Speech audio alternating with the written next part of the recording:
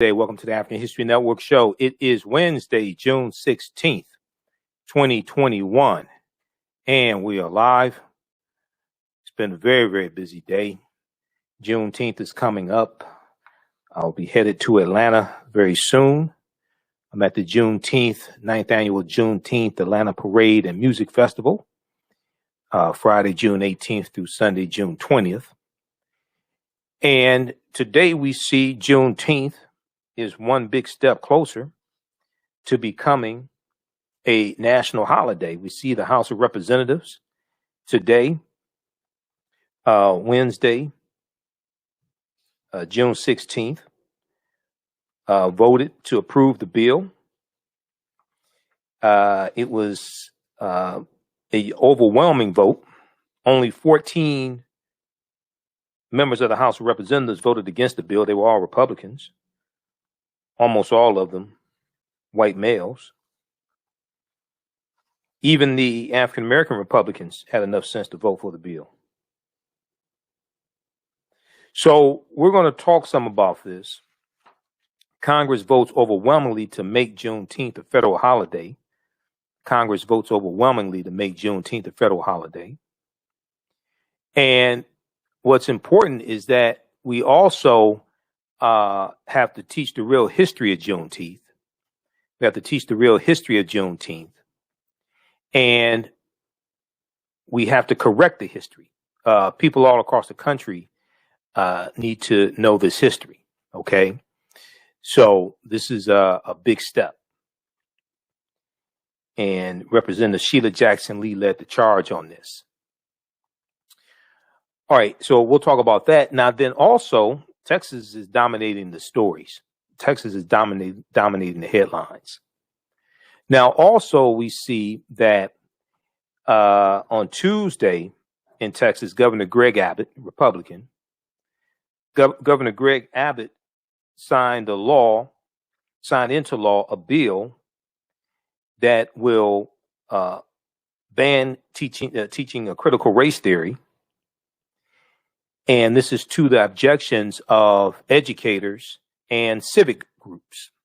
Okay. Republican Governor Greg Abbott just signed this bill. So Texas is dominating the headlines. And some people are saying, well, they don't want to teach the real history in schools, but they'll pass Juneteenth. Well, it was they've been trying to get Juneteenth passed as a national holiday since the 90s. So for Senator Ron Johnson of Wisconsin, we talked about this yesterday because it passed the Senate on Tuesday. For Senator Ron Johnson of Wisconsin, not to object because he blocked the bill from passing in 2020. For him not to block the bill this time, he knows he will get protests and get pressure from all across the country if he were to block that bill.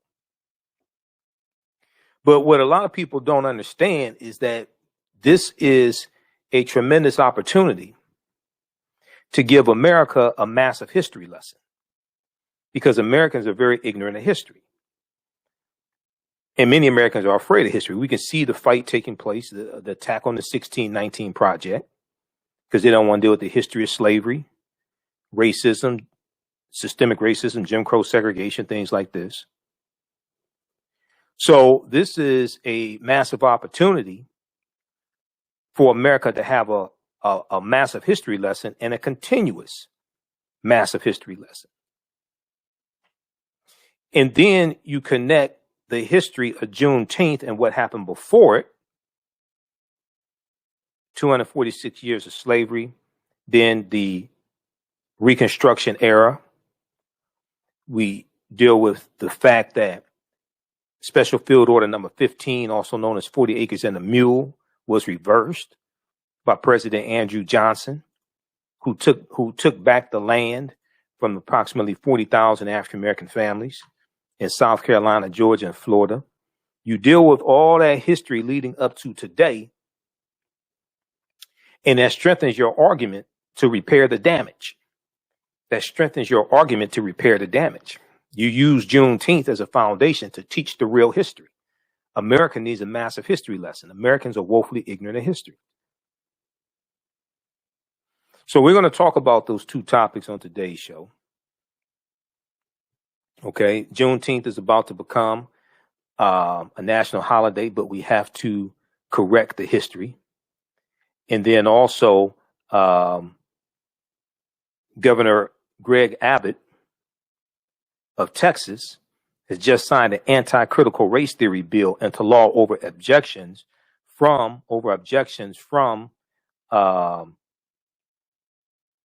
educators and civic groups,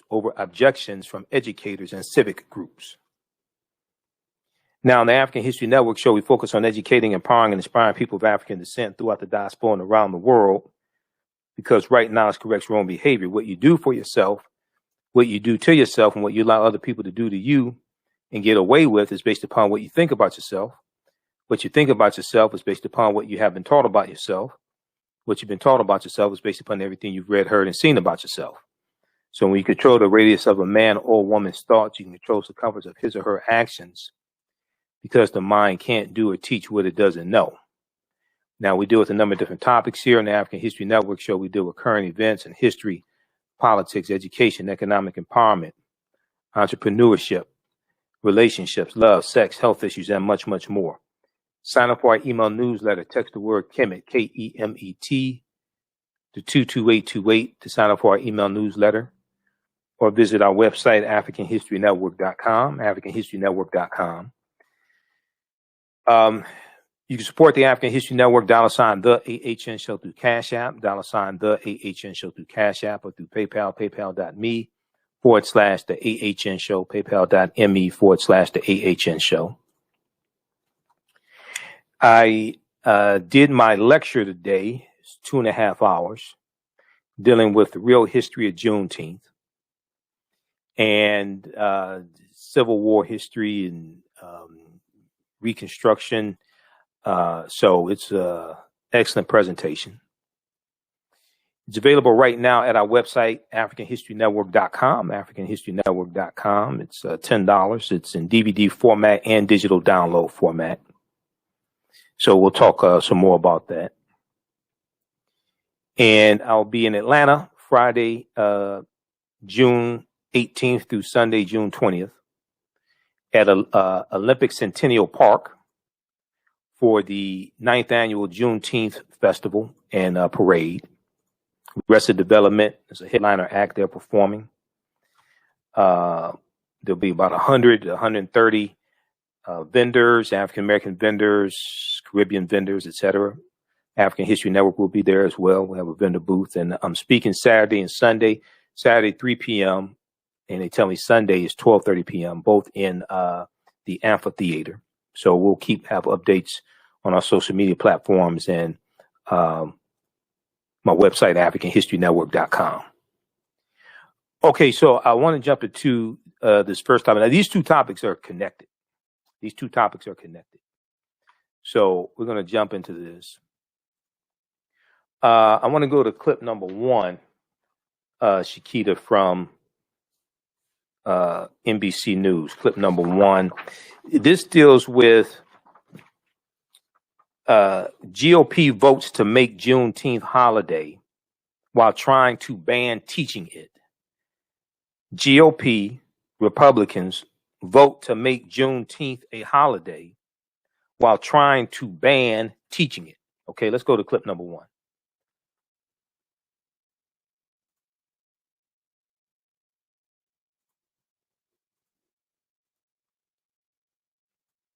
Take it off mute. Start it from beginning. Take it off mute.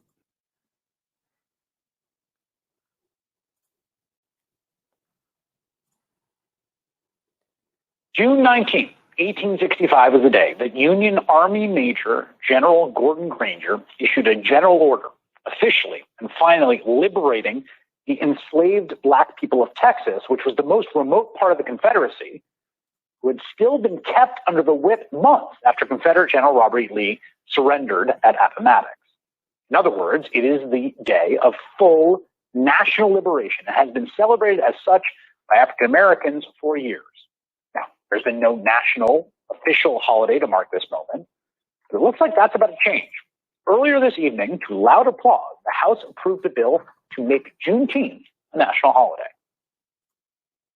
On this vote, the yeas are 415 and the nays are 14. The bill is passed. The bill will now go to President Joe Biden's desk to be signed into law. And while 14 House Republicans voted against the bill tonight, yesterday the Senate adopted it unanimously. Republican Senator Ron Johnson of Wisconsin had spent much of the last year objecting to it, he said, on cost grounds, but he finally backed down. And if you were surprised that all Republican senators who are simultaneously whipping up a moral panic about race and education would endorse such a holiday, listen very closely to how John Cornyn of Texas explained his reasoning earlier today. I think everybody saw this as something that would be an important symbolic gesture and a way to reach out to people of different races and to say, I know that Juneteenth has been celebrated within the African American community around the country in Texas and elsewhere. But frankly, this is something I think all Americans can celebrate. And hopefully this will promote greater understanding into the history. Senator Cornyn, who represents Texas, where Governor Greg Abbott just signed a law today making it harder to teach about the history of white supremacy and racial hierarchy in America, endorses this vote on Juneteenth because he says it is a symbolic gesture. What a tell, what a word to use as justification. This is the game. Here, have your holiday while we attack your right to vote and stop schools from teaching you what Juneteenth is even about or how it came about. It's pretty astoundingly cynical. But another way to see this is as a kind of success for the very forces that Greg Abbott and John Cornyn and so many others say they fear. At some point in time, the simple act of celebrating Juneteenth itself was seen as radical or weird or outside the mainstream of the sanitized story that white historians told about the war and its causes and aftermaths, about the nobility of the Confederacy and the men who fought and killed to preserve the most evil institutions. That version of history lost, at least in this battle for this holiday, celebrating emancipation. The optimistic way to view this contradiction between the attack on education and voting while also endorsing the holiday is that when they say they are losing their country or their vision of it, they are right in a certain way. They are losing. The anti-critical race theory hysteria, the desperate attempts to reduce democratic participation are the activities of a coalition losing the battle of ideas. Let's hope they keep losing. Okay, pause it right there. Okay, so that's from All In with Chris Hayes, MSNBC. That's from Wednesday, June 16th, 2021. So now that was Senator John Cornyn. Now, Senator John Cornyn, he's white male, Republican from Texas. Senator John Cornyn has been advocating for Juneteenth to become a national holiday, for years. All right. Representative Sheila Jackson Lee has been leading that charge. She's from Texas also. She represents Texas. So Senator John Cornyn has not been against that. He's been against some other things, but he's not been against that. So we're going to discuss all this on the other side of the break. Listen to the African History Network show right here on 910 AM Superstation Future Radio. I'm Michael Imhotep. We'll be back in a few minutes. Hi, I'm Joel Wilson, President and CEO of JCW Computer Consulting, LLC, a technology implementation firm with over 20 years of satisfying customers. We offer a full spectrum of industry top-tier branded services. We are an authorized partner or reseller for Lenovo, Zoom, T-Mobile, Microsoft 365 and Surface tablets, Google Workspace, Acer, Asus, Samsung, PCmatic security software, and many more. Our online store features laptops, Chromebooks, computers, printers, accessories, and software. Businesses, take advantage of our free 1-hour Zoom tech consultation and know we offer top nationwide high-speed internet service providers, voice over IP, and cellular phone services. Home users, don't miss our current in-stock Chromebook inventory. Please visit us at jcwcc.com or call 215-879-6701. We all know the cannabis industry is headed toward an uprise in the past decade. What happens when there is a brand that brings this uprise in a blow?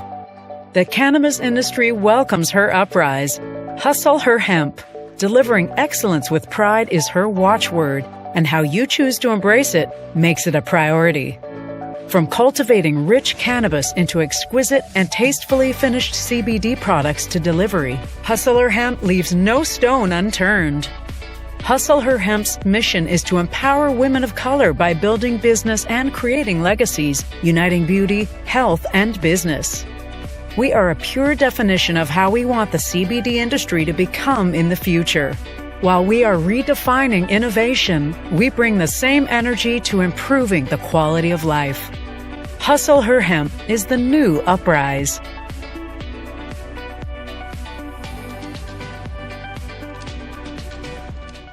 Gain knowledge in minutes from insightful summaries of progressive and socially conscious books.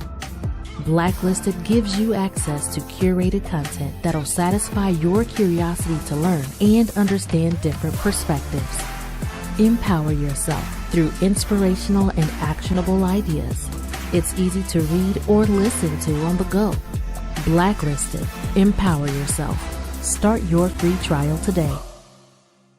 910, the Superstation, the oldest radio station in town since 1922.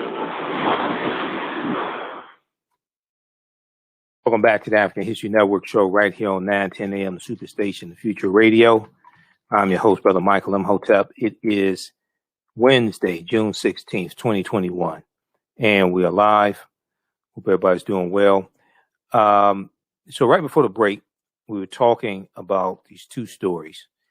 The House of Representatives today passed the Juneteenth bill to make Juneteenth a national holiday. Next, it goes to Joe Biden's desk. He's going to sign that into law. Secondly, on Tuesday, we've been dealing with critical race theory and the attacks on critical race theory, the attacks on the 1619 Project. All this ties into history and an analysis of history. So on Tuesday, Republican Governor Greg Abbott signed into law a bill to Texas Governor Greg Abbott signed into law a bill to ban the teaching of critical race theory, to the objection of educators and civic groups. Okay, so we see all this deals with history, and this ties into the fears that many white Republicans have in general. And this also ties into the fear of the browning of America. They fear a lot of these cultural changes, many of them. And you have a lot of white people who have a fear of the year 2043, when it's predicted that white people will no longer be the majority population in this country. And even though not all white people fear that, you have a good portion of them that do. Most of them are Donald Trump supporters. So if we look at, we're going to look at this first one. Also, the call-in number is 313-778-7600. 313-778-7600 is the call-in number if you have a question or comment. 313-778-7600. Okay. We're going to go to that in just a second here. The lecture, I did my Juneteenth lecture today. So it's available at our website, AfricanHistoryNetwork.com, AfricanHistoryNetwork.com. Ended up being 2.5 hours. I was trying to get it right at 2.5 hours, and it's like 2 minutes, 29 seconds. I mean, it's 2 hours, 29 minutes. So we got it right there. This deals with the real history of Juneteenth. Okay, we do it. The Emancipation Proclamation, Juneteenth, the Emancipation Proclamation did not free the enslaved Africans. It's the 13th Amendment of 1860, ratified December 6, 1860. So this presentation here, Juneteenth, Emancipation Day, but not Independence Day. Juneteenth is not Independence Day for African Americans. Emancipation Day, but not Independence Day. We never got our 40 acres and a mule.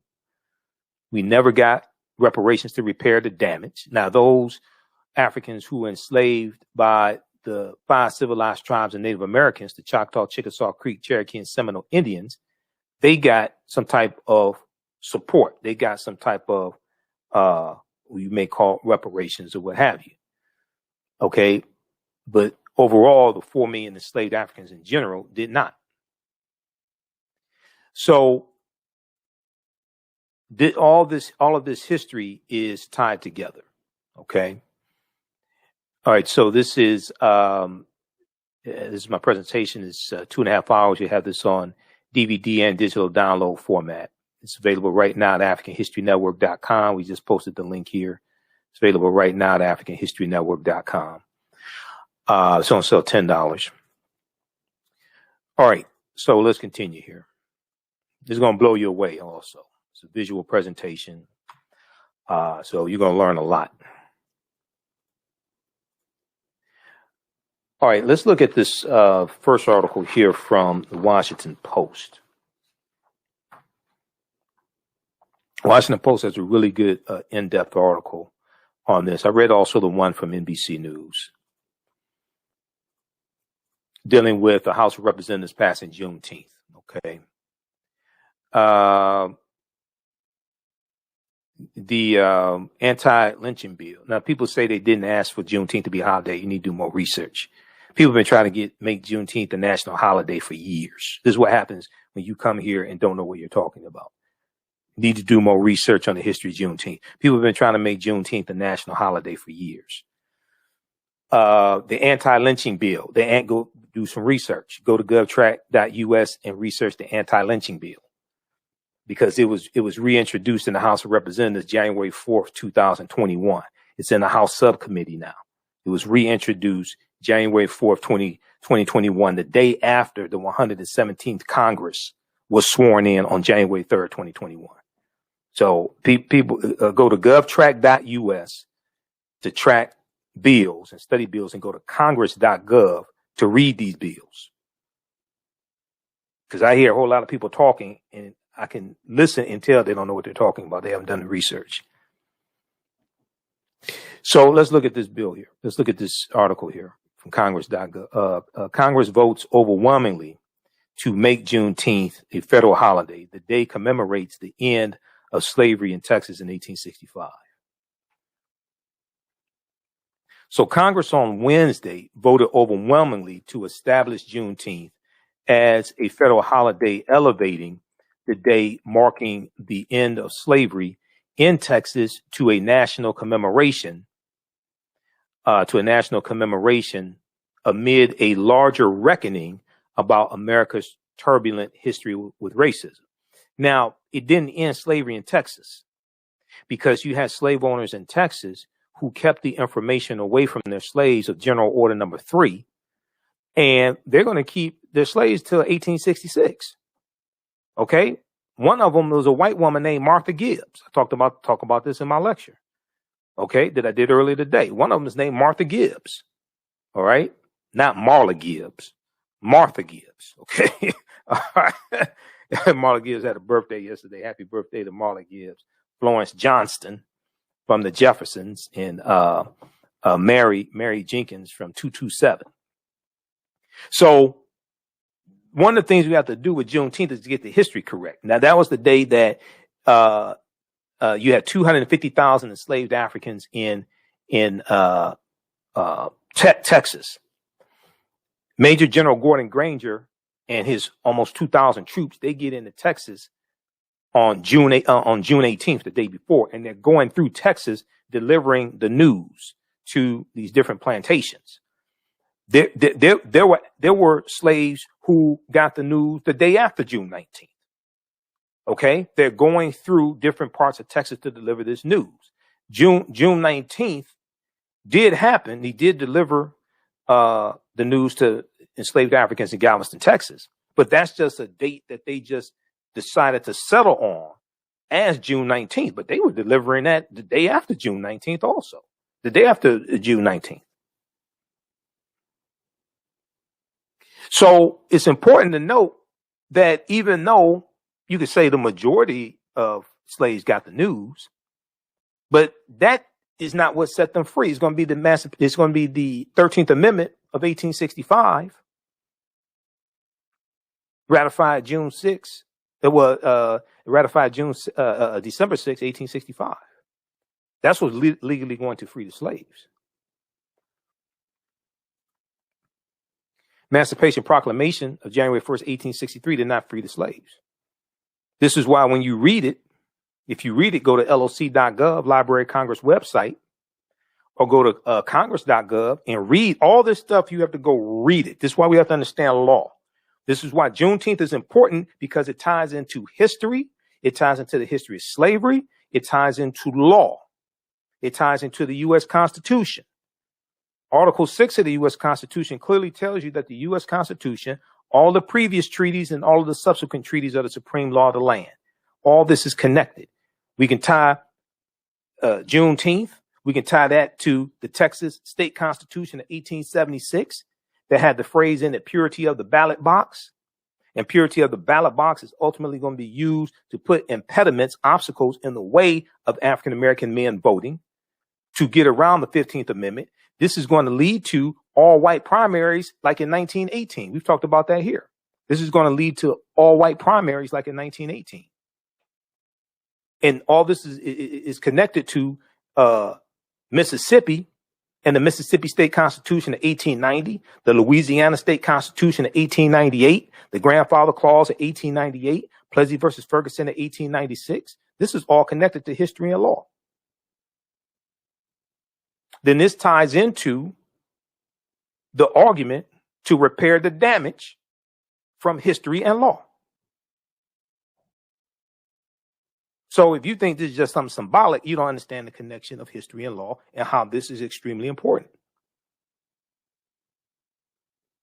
Because we have to use this as a foundation, one, to correct the history, because there's an attack on teaching the history. So we have to use this as a national platform to correct the history and teach the history, and then address laws and policies that are the result of history. This is all connected. Let's continue. So, we talked about the, which one was it? We can look at Texas State Constitution, 1876. So Texas comes, keep in mind, Texas comes into the Union. And the other thing is this ties directly into Texas history, which is extremely important, which then is connected to what's in the Texas textbooks in schools, because there's a concerted effort in Texas schools to obscure the teaching of slavery.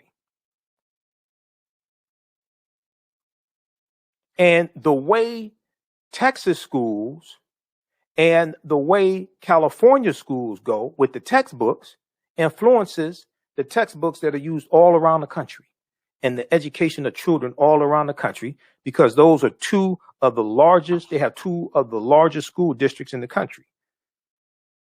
Texas and California, they have like the largest number of students in the country. Texas, California, and the state of New York.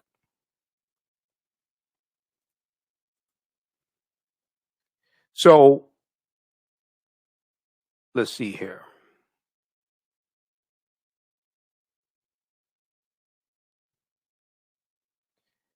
Well, people get a paid day off. Juneteenth to be a federal holiday, so they get a paid day off. If there's funds for nonprofit organizations to get federal funds to teach the history of Juneteenth, we better get that money. We need to research this. Congress, go to congress.gov. If there's federal funds to use for organizations to teach the history of Juneteenth, we better get that money, and you better contact me, bring me in as a speaker. Think I'm playing? No, I'm not. You remember this article here from the Washington Post? A Texas bill drew ire for saying it would preserve purity of the ballot box. Here's the phrase's history. Now this goes back to the 1876 Texas state constitution. That's 11 years after Juneteenth. This Texas state constitution is law. That's 11 years after Juneteenth. It was a word choice loaded with history. The Democratic lawmakers said, because it was the state representative Republican Briscoe Payne, looks like a little eighth grader. He loves the Texas state constitution. And the bill said its purpose was to punish fraud. The new law that they were passing, this voter restriction law in Texas, it said its purpose was to punish fraud and maintain, quote, purity of the ballot box, end quote, as instructed by the Texas state constitution of 1876. He's quoting the Texas state constitution that was adopted 11 years after Juneteenth, after June 19th, 1865. The word, it was a word choice loaded with history. The Democratic lawmaker said Thursday, a phrase that fueled all white primaries during the era of Jim Crow laws and justified the disenfranchisement of people deemed unfit to vote. The bill's language got to the heart of Democrats' criticisms. What Republicans said about their intentions, this bill was the latest in a long tradition of keeping people of color from the polls. Okay? Now, it didn't make it illegal for African Americans to vote, but it was an obstacle in the way of them voting. Like literacy tests and poll taxes, it didn't make it illegal for African Americans to vote. It just put all these obstacles in the way of you voting. So you either discouraged or you flunked the test, or you couldn't tell them how many jelly beans were in the jar. So they didn't say it's illegal for African Americans to vote. They just put these obstacles in the way. The word purity has a long and racist legacy in the South, historians said. Purity of the ballot box is more obscure. Several scholars said they were not aware of it being used for discrimination, and it was enshrined in the Texas Constitution of 1876, which did not bar black people from voting. To others, though, it conjures century-old justifications for excluding black voters and rules that have disproportionately kept minorities from casting ballots, but it's tied to the all-white primaries that they had in Texas, like in all-white primary of 1918. So read the rest of this article here. A Texas bill drew ire for saying it would preserve purity of the ballot box. This is from the Washington Post. This is from May 9th, 2021. Okay, just last month. Now,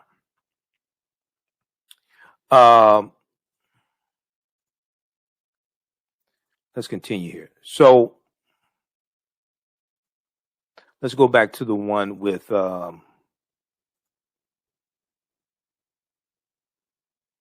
want to go back to the one from today.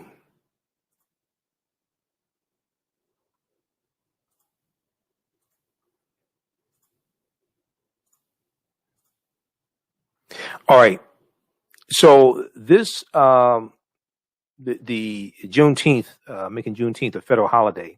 This is the first new federal holiday created by Congress since 1983, when lawmakers voted to establish Martin Luther King Jr. Day after a 15-year fight to commemorate the assassinated civil rights leader. The vote was heralded by the bill's supporters as a milestone in the effort to foster a greater recognition of the horrors of slavery. Okay. Now you have a lot of people that say, "Oh, this doesn't give any tangibles," things like this. You don't see the connection between this and reparations, but you can't tell us how to get reparations. See, this is what happens when people don't do research. They don't understand how all this is connected. The vote was heralded by the bill's supporters as a milestone in the effort to foster a greater recognition of the horrors of slavery in the United States and the long history of inequality that followed emancipation and continues to this day. So you have to do a chronology of history from 1865 all the way up to today, through the redlining, Jim Crow segregation, housing discrimination, U.S. Interstate Highway Acts of 1952 and 56 that drive 41,000 miles of U.S. interstate highways. They run through African-American communities like they ran through North Tulsa, where Black Wall Street was, and wiped out remaining businesses, wiped out homes. And then we see how these laws and policies that coming after slavery tied to racism tie right directly into the structural inequities that we are dealing with today. All this is connected. So when we talk about repairing the damage, it's not repairing the damage of 246 years of slavery. No, that means you don't understand history. It's slavery and a legacy of slavery that leads you right to today in the conditions today. And all you have to do is look at the article you look at the study from Citigroup Bank. We talked about that a lot here on this show. We don't deal with gossip and all this superfluous nonsense. We deal with real substance here. All you have to do is look at the study from Citigroup Bank from September 2020, which documents how the U.S. economy has lost $16 trillion in just a 20-year period of time from the year 2000 to the year 2020. And it's because of racism. Racism is a system of advantage and privilege distributed based upon race, which comes out of the ideology of European white supremacy. Racism has cost the U.S. 16 trillion Citigroup fines. This is from September 23rd, 2020. America could have been $16 trillion richer if not for inequities in education, housing, wages, and business investments between African American and white Americans over the past 20 years, new research concludes. This is the legacy of slavery. If you actually understand history and understand the laws and policies put in place, you can look at the New Deal and the GI Bill and how many African Americans who earned the benefits of the GI Bill were discriminated against and could not take advantage of the low interest loans to buy homes, especially homes being built in the newly formed suburbs, because we were being redlined and discriminated against there. So we couldn't purchase those homes and accumulate wealth, or couldn't get the low interest loans to start businesses. Okay. Or faced obstacles in trying to use the loans to go to college, even though some of us could. But when you go research the GI Bill, because the resources were put into the hands at the state level, then allow the southern states were allowed to discriminate against us when we deal with the GI Bill. The study released by Citigroup in September 2020 is the latest in a body of research that attempts to quantify the economic impact of systemic racism. The latest in the body of research that attempts to quantify the economic impact of systemic racism. Citigroup arrived at its $16 trillion figure after estimating African American workers have lost $113 billion in potential wages over the past 2 decades because they couldn't get a college degree. The housing market lost $218 billion in sales because African American applicants could not get home loans.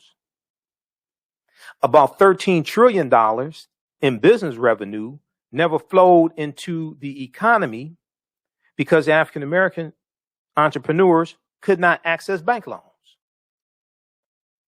What's more, the U.S. could have $5 trillion in gross domestic product over the next 5 years if those gaps and others were closed today. So when we talk about repairing the damage of slavery, a check ain't going to do it.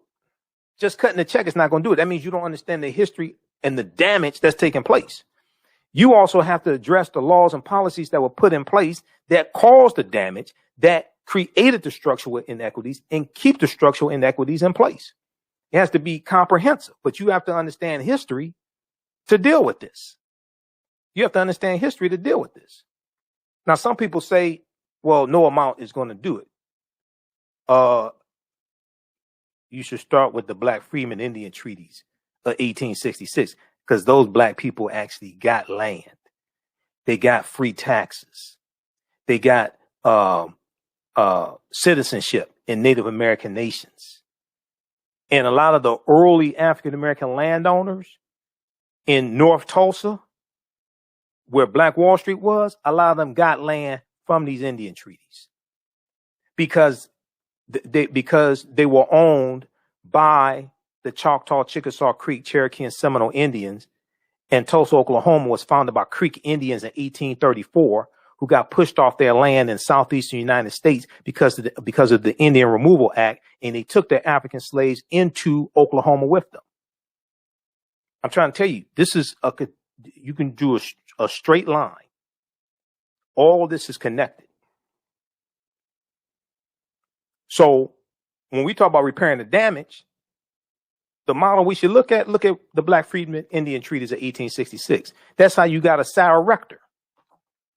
That's how you got a Sarah Rector. The richest Afro-American girl in America in 1913 was a multimillionaire because oil was discovered. She lived in Oklahoma and oil was discovered on her land. There were massive land giveaways. The Dawes Allotment Act of 1887. African Americans, some African Americans who were part of these Native American nations got land because of the Black Freedmen Indian Treaties of 1866 and the Dawes Allotment Act of 1887. We don't have to reinvent the wheel. These laws are still on the books. Not the Black Freedmen Indian Treaties. The Indian Treaties of 1866 are still being enforced today, but many of the Black freedmen were pushed out of these treaties in 1941, and their descendants were pushed out of these treaties in 1941. Those treaties are still being enforced today for the Choctaw, Chickasaw Creek, Cherokee, and Seminole Indians. Read the article here from face-to-faceafrica.com. Meet Sarah Rector, the 12-year-old who became America's youngest Black millionaire in 1913. Sarah Rector was born in Indian Territory on March 3rd, 1902. According to sources, she was considered colored, though not African American, but she was African American. She was Black. She was African descent. Her parents were owned by Creek Indians before the Civil War.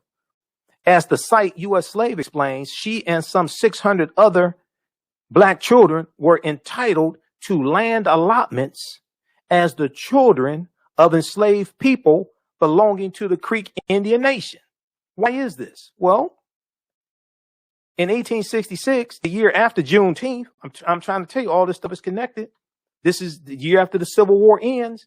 In 1866, the Creek Indian Nation signed a treaty with the United States government promising to emancipate their 16,000 slaves and incorporate them into their nation as citizens entitled to, quote, equal interest in soil and national lands. They got some type of reparations. So we don't have to run around trying to reinvent the wheel.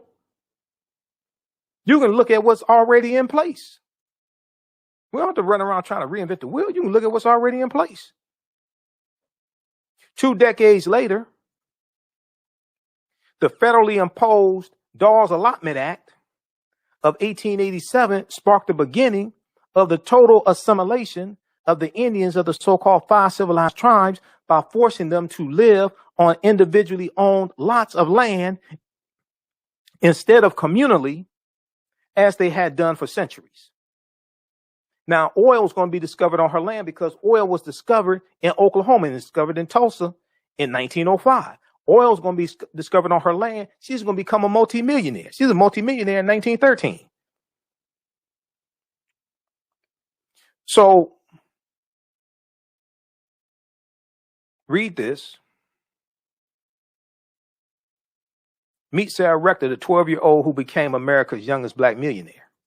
One of the reasons why Oklahoma had the most number of Black townships in the country, about 50 of them, that ties into the Black Freedmen Indian Treaties of 1866. And this is the history of Tulsa, Oklahoma, and Black Wall Street. How do we know? Well, let's look at this piece right here. 9 entrepreneurs who helped build Black Wall Street. History.com, official website of the History Channel. They have a lot of information that is correct. I've read hundreds of articles they have. May 14th, 2021. African Americans and land ownership in Oklahoma. Before the Greenwood District was established, African Americans came in the mid-19th century as slaves of the 5 civilized tribes, the term used for the Cherokee, Chickasaw, Choctaw, Creek, and Seminole Native American tribes, who were forced from their land in the southeast part of the United States, resettling in Oklahoma, then known as Indian Territory. After the Civil War, under the terms of the 1860s of the Treaties of 1866, and treaties are the supreme law of the land, along with the U.S. Constitution, based upon Article 6. Under the terms of the Treaties of 1866, these African Americans were emancipated, with some integrating into the tribes, a relationship that would later provide freedmen with their own land. Hannibal B. Johnson, one of the top historians on Tulsa and the history of Black Wall Street, he said, quote, the relative wealth of some Black folks in Oklahoma comes in part through their connection to the tribes and their land ownership. Comes in part from their connection to the tribes and their land ownership. His new book is Black Wall Street 100, An American City Grapples with this Historical Racial Trauma. Okay. His previous book on Black Wall Street is this one here, Black Wall Street from Riot to Renaissance in Tulsa's historic Greenwood District. This came out in 2008. That's the edition I have. I think it came out before then. Yeah, I think it was revised, but this one came out in 2008. His new one just came out for the 100th commemoration of Juneteenth. All right.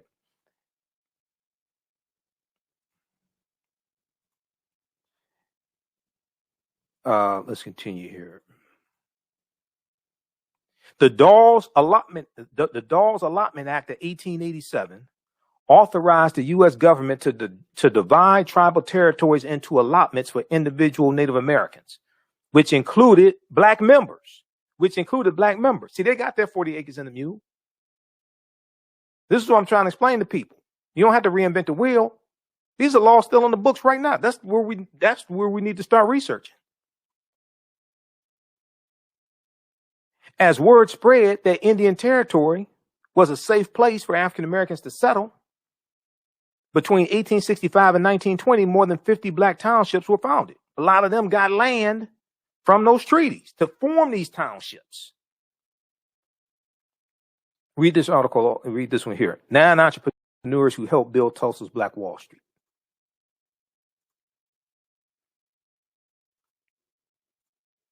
All right, now let's look at Governor Greg Abbott in Texas. Read this article and probably talk about it some more next week. Dallas Morning News. I printed up this article here. Dallas Morning News. Let's pull this up. Governor Abbott signs anti-critical race theory bill into law over objections from educators and civic groups. Governor Greg Abbott, Republican of Texas, signs anti-critical race theory bill into law over objections from educators and civic groups. Opponents say the Texas law, which goes into effect September 1st, will have a chilling effect on schools. This is why I said we have to use Juneteenth, especially becoming a national holiday, use that as an opportunity to teach the real history and correct this history. And this history has to be taught in schools. This whole attack on critical race theory is fake, because critical race theory is not being taught in K through 12. You just have a whole lot of hysteria, and most of them can't even tell you what critical race theory is. Most Republicans who are complaining about critical race theory can't even tell you what it is, don't know what it is. And as we talked about on yesterday's show, they're just lumping a whole bunch of things that they don't like dealing with: race and racism and systemic racism, 1619 Project, slavery. They're just lumping all that in and calling it critical race theory, and it's not. If we look at this one right here, and we're out of time here on 910 AM Superstation WFDF, those watching on our Facebook fan page, The African History Network, and our YouTube channel, Michael Imhotep, keep watching. Visit our website, AfricanHistoryNetwork.com. You can register for my new lecture is there, dealing with the real history of Juneteenth. We have that there. But if you look at this one here from Yahoo.com, just look this up. We don't have time to get into it. An Alabama Republican who is trying to ban critical race theory was stumped when asked to define it. This is from June 15, 2021. He's trying to ban critical race theory. He couldn't tell you what it was. All right. All right. I'll see you all in Atlanta, June 18th through the 20th. Visit our website, AfricanHistoryNetwork.com for more information. Also, you can support the African History Network, $ the AHN Show through Cash App, $ the AHN Show through Cash App, and through PayPal, paypal.me/the AHN Show. Right now, it's correct. Wrong behavior is not over till we win Wakanda forever. We'll talk to you next time. Peace. All right. If we look at this one here, and we're going to keep going for a few more minutes and have to get out of here. An Alabama Republican who was trying to ban critical race theory was stumped when asked to define it.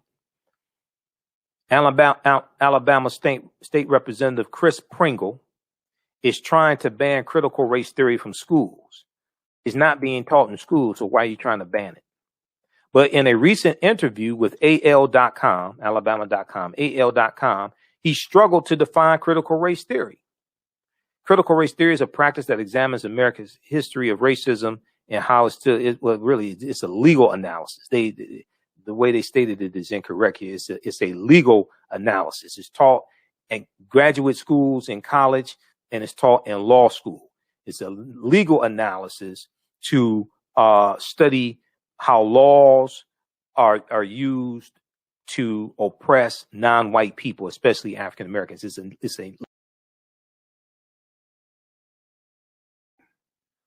We're back. Stand by.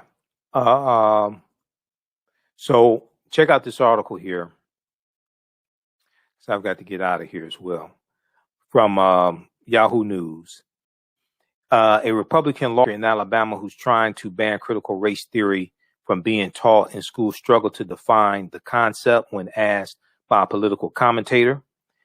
Let's see here. Okay. As part of his definition, he said the practice teaches students certain children are inherently bad because of the color of their skin. That's not what critical race theory teaches.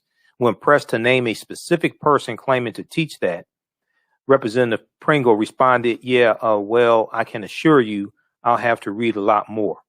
This is what I'm saying. These people are, what they're calling critical race theory is not critical race theory. They have no clue what critical race theory is. When you ask them what is it, explain it to me, they can't do it. Okay. All right. So check that out from Yahoo News, and the piece from Dallas Morning Star on Governor Greg Abbott. Check out that one as well. We'll talk about that in one of the later dates when I come back from Atlanta. But this article here from Dallas News: Governor Abbott signs anti-critical race theory bill. Governor Greg Abbott signs anti-critical race theory bill into law over objections from educators and civic groups. Okay, so on Tuesday, June 15th, Texas became the latest conservative state to ban certain concepts related to race and racism from being used in classrooms, ignoring the passionate objections of educators who said they saw the new law. They say the new law will make it harder for them to teach about America's true past. Okay. This is why Juneteenth is so important, because this gives an opportunity for us to deal with the real history, but you got to learn the history first. This deals with the opportunity to deal with the real history that they don't want taught in schools. A bill that legislators say sought to ban critical race theory in school, but never defined or mentioned the concept explicitly, stirred fear among educators that there could be repercussions for broaching current event from talking about current events during class.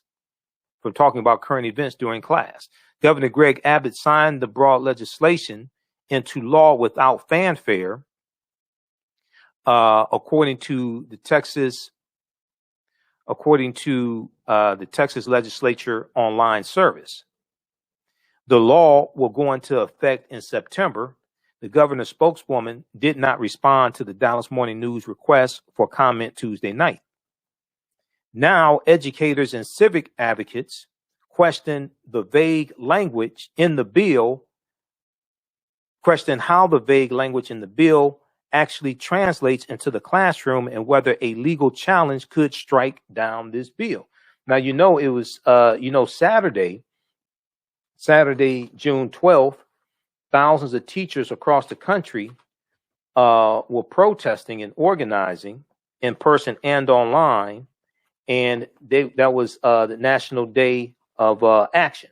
Okay, National Day of Action. We talked about that. That was started by the Zen Education Project.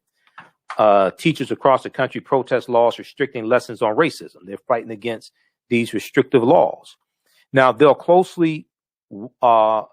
be closely watching how the State Board of Education takes on the legislature's mandate and revamps Texas social studies curriculum. Quote, "We've got a piece of junk legislation for us to work with," said Pat Hardy, a Republican member of the State Board of Education and a former history teacher who had hoped Governor Greg Abbott would veto the legislation. The legislature approved the bill in the dramatic final days of session after hours of debate and procedural back and forth. So read the rest of the article here from Dallas Morning News dealing with Governor Greg Abbott signing a bill that bans critical race theory and is causing problems for educators and civic groups. All right. My new lecture is on Juneteenth. It's available right now at AfricanHistoryNetwork.com. It's in DVD format and digital download format. It's $10. It's a 2.5-hour presentation. Juneteenth, Emancipation Day, but not Independence Day. We never got our 40 acres and a mule. Presentation's gonna blow you away. Here's the link for it. You can email me also, AHNShow@AfricanHistoryNetwork.com for more information. AHNShow@AfricanHistoryNetwork.com. We'll have this on the homepage of our website as well. Okay, we'll have this on the homepage of our website, AfricanHistoryNetwork.com. And if you like this type of information, you can support the African History Network. $ the AHN Show through Cash App, $ the AHN Show through Cash App, and through PayPal, paypal.me/the AHN Show. So we're here 6 days a week. This helps us keep doing the research, stay on the air, keep broadcasting. This will help me get also to and from Atlanta, because I have to pay my way to and from Atlanta, even though I'm speaking there. I got to still cover expenses and pay my way there and pay my way back. But this helps us keep broadcasting and keep doing the research. So you can support us through Cash App, $ the AHN Show through Cash App, also through PayPal, paypal.me/the AHN Show. When you do it through Cash App, be sure to send it to the actual African History Network Cash App account, the real one, mine. Our Cash App tag is $ the AHN Show, SHOW. And it says my name, Michael, shows my picture there. These other two are fake. Somebody set these up. They've been stealing money from us. These are not African History Network Cash App accounts. Okay, so if you sent money to the fake ones, let Cash App know and tell them send them your money back. You can send it to us. All right, we have to get out of here right now. It's correct wrong behavior. It's not over till we win. Wakanda forever. And We'll see you. Visit JuneteenthATL.com, JuneteenthATL.com for the Juneteenth Festival also. All right. And I have information on my website, AfricanHistoryNetwork.com, about the Juneteenth Festival and me being there as well. Okay. It's Friday, June 18th through Sunday, June 20th. Olympic Centennial Park is free and open to the public. Good family event. Parade is Saturday. Parade starts Saturday, 12 noon on Auburn Avenue. All right, so we have to get out of here. Remember, right now it's correct wrong behavior. It's not over till we win. Wakanda forever. And I'll see a lot of you all in Atlanta at the Juneteenth Festival. Okay? All right, talk to you later. Peace. Gain knowledge in minutes from insightful summaries of progressive and socially conscious books. Blacklisted gives you access to curated content that'll satisfy your curiosity to learn and understand different perspectives. Empower yourself through inspirational and actionable ideas. It's easy to read or listen to on the go. Blacklisted. Empower yourself. Start your free trial today.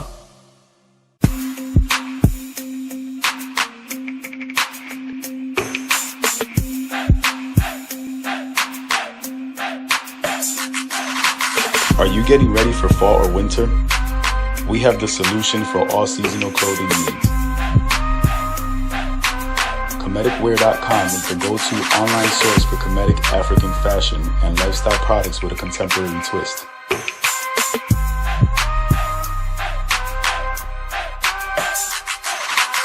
We're committed to offering unique styles reflecting our African heritage.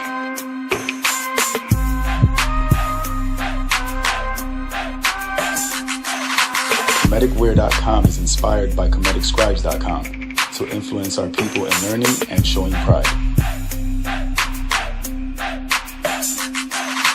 Please visit our website at Kemeticwear.com.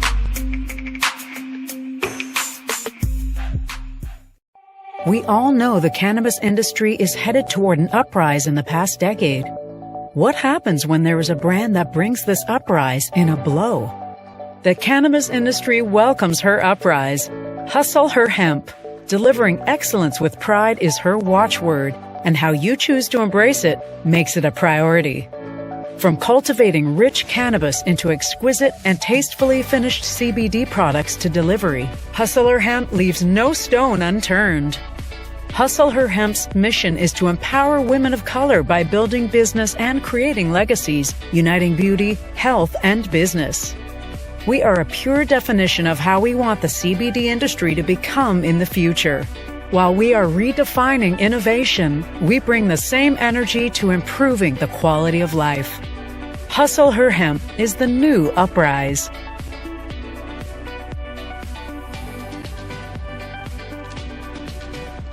Hi, I'm Joel Wilson, President and CEO of JCW Computer Consulting LLC, a technology implementation firm with over 20 years of satisfying customers.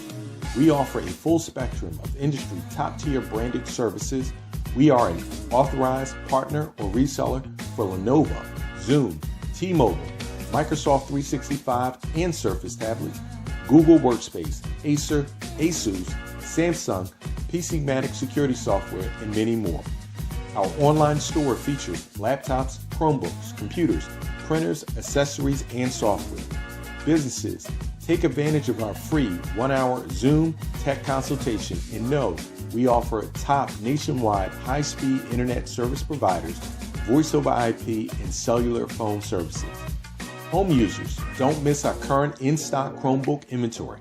Please visit us at jcwcc.com or call 215-879-6701. Digital Dandelion's Technical Solutions works with businesses like yours to create an operations manual for your business, which is something many businesses don't have. According to AARP, more than 30% of small business owners are over 50 years old. Many business owners want to retire by selling their businesses or by passing their businesses on to their children. However, according to Forbes Investment Advisors, many retiring owners' attempts to sell their businesses before retirement fail. You cannot sell your business without a business manual. Your children also cannot inherit your business because there is no way to run it. Your business does not have to die when you leave. Their business Bible products will give you the tools you need for a thriving business that can make you money even after you retire. Are you looking at increasing your business's annual revenue? Digital Dandelions can help you make at least $100,000 in annual revenue and expand your business. Speak with them today about solidifying your business. Visit digitaldandelions.com today and get a free 30-minute consultation. Hi, I'm Joel Wilson, President and CEO of JCW Computer Consulting LLC, a technology implementation firm with over 20 years of satisfying customers. We offer a full spectrum of industry top-tier branded services. We are an authorized partner or reseller for Lenovo, Zoom, T-Mobile, Microsoft 365 and Surface tablets, Google Workspace, Acer, Asus, Samsung, PCmatic security software, and many more. Our online store features laptops, Chromebooks, computers, printers, accessories, and software. Businesses, take advantage of our free 1-hour Zoom tech consultation and know we offer top nationwide high-speed internet service providers, voice over IP, and cellular phone services. Home users, don't miss our current in-stock Chromebook inventory. Please visit us at jcwcc.com or call 215-879-6701. We all know the cannabis industry is headed toward an uprise in the past decade. What happens when there is a brand that brings this uprise in a blow? The cannabis industry welcomes her uprise. Hustle her hemp. Delivering excellence with pride is her watchword, and how you choose to embrace it makes it a priority. From cultivating rich cannabis into exquisite and tastefully finished CBD products to delivery, Hustle Her Hemp leaves no stone unturned. Hustle Her Hemp's mission is to empower women of color by building business and creating legacies, uniting beauty, health, and business. We are a pure definition of how we want the CBD industry to become in the future. While we are redefining innovation, we bring the same energy to improving the quality of life. Hustle Her Hemp is the new uprise.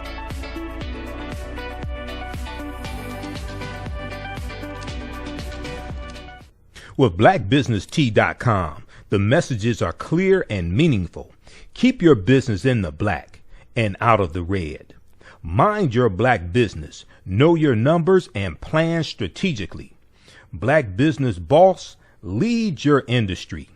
Support black business, encourage, patronize, and uplift one another. blackbusinesstee.com currently has products sold in Detroit, Atlanta, Chicago, and Los Angeles, with proceeds returned to the black community. They have a wide selection of hoodies, t-shirts, mugs, hats, sweatshirts that support black-owned businesses. Visit the website blackbusinesstee.com. That's blackbusinesstee.com. For 25 years, the Black History 101 Mobile Museum has carried on the rich legacy of the Black Museum movement in America by showcasing original artifacts of the Black experience at colleges, universities, K-12 schools, corporations, libraries, conferences, and cultural events, making it the most traversed Black History mobile exhibit in American history. Dr. Khalid El Hakim is the founder of the Black History 101 Mobile Museum, and he is a highly sought-after public speaker on topics of Black history, social studies, education, museum studies, hip-hop, and race relations. Dr. Khalid was named among the change makers for NBC Universal's Erase the Hate campaign and listed as one of the 100 men of distinction for Black enterprise. He recently founded the Michigan Hip Hop Archive on the campus of Western Michigan University. The Black History 101 Mobile Museum is currently scheduling in-person and virtual exhibits nationwide. For more information, please contact Dr. Khalid Al-Hakim directly at 313-645-4197, 313-645-4197, or visit their website at blackhistorymobilemuseum.com. That's blackhistorymobilemuseum.com. You can also email him at bhistory101@yahoo.com, bhistory101@yahoo.com.